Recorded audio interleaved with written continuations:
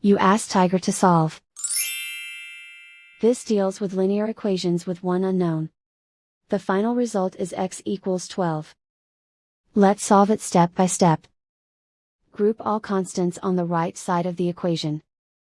Add 6 to both sides. Simplify the arithmetic.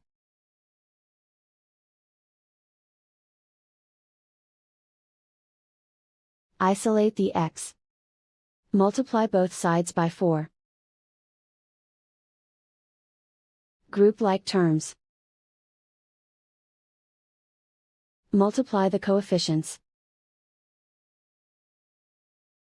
Simplify the fraction. Simplify the arithmetic. And so the final result is x equals 12.